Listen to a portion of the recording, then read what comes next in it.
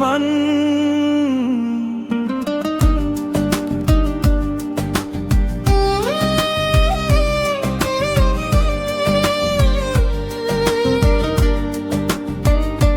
در راه زندگی بسیار دیدم، رازهای سخت و آسان گذشتم، اما هر قدم هر نفسی من با دعای تو برابر آمدم.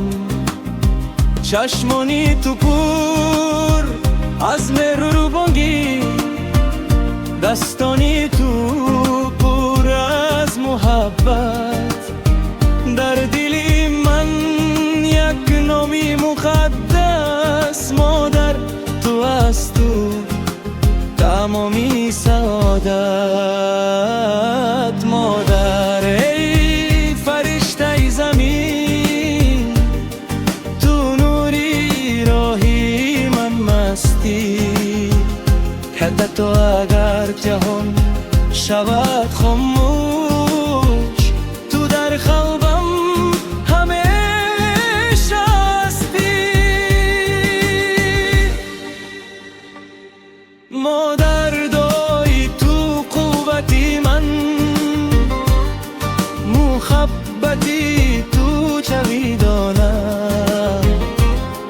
تا آخری عمر من نگایم، تو بهترین نعمتی خدا هستی.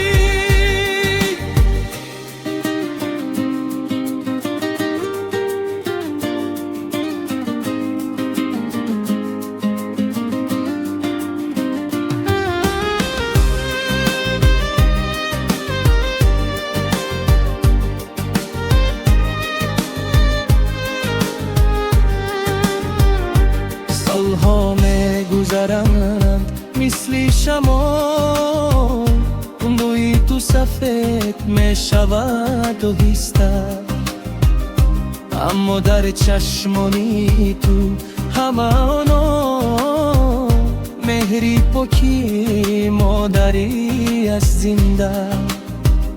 اگر یک روز دور باشم از تو، یادم بس داری تو پرواز میکنم. نامی تو در هر یک سرودی من، در قلبی من همیشه صدا میکند. مادر تو بهاری زندگی من، تو قسمتی شیرینی من وصفی. با تمامی محبتی دنیا من میگیم